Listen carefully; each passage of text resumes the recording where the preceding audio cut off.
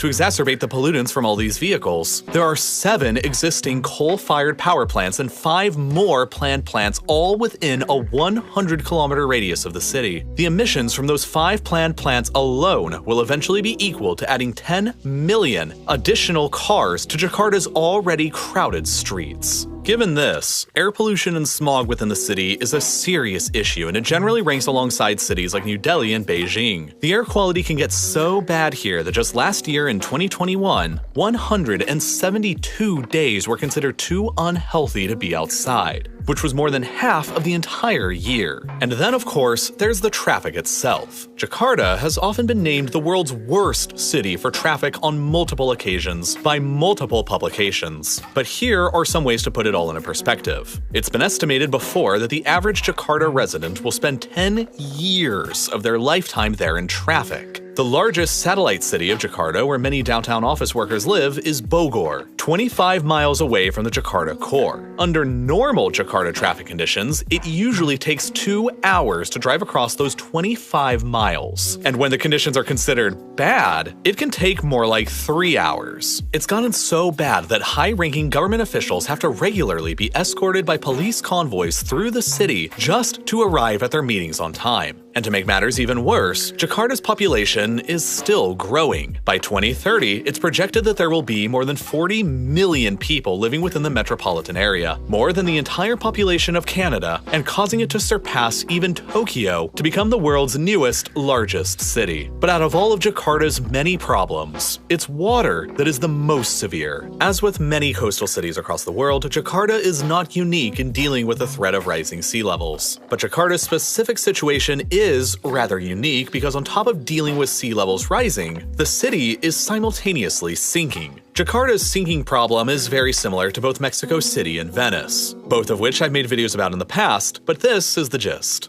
Just like both of those cities, Jakarta was established within a swampy environment many centuries ago before the needs of modern cities were at all understood. 13 rivers flow through the city which used to provide ample fresh water, but now they're all wildly polluted and currently unusable for drinking water. Jakarta does have a series of water pipes, but they only reach about 60% of the population, and they're all highly concentrated in the more wealthy areas of South and Central Jakarta. As for the millions of other people who don't have any access, ground pumping is basically the only means of obtaining any fresh water for themselves. But of course, as this water beneath the surface is removed, the soil above will continue to compact and sink. And it doesn't help that nowadays there are dozens of massive and heavy concrete and steel skyscrapers across the city's surface, adding even more weight and pressure, pushing down onto the fragile soil below. As a result of all these contributing factors, the entirety of Jakarta is now sinking into the ground by about 1 centimeter a year. But there are some areas seeing as much as 25 centimeters of sinkage a year. When you take rising sea levels into consideration, it's easy to see why most of the city will very shortly be in grave danger. And while floods are already a chronic problem that the city faces, it's nothing compared to what might happen in the future.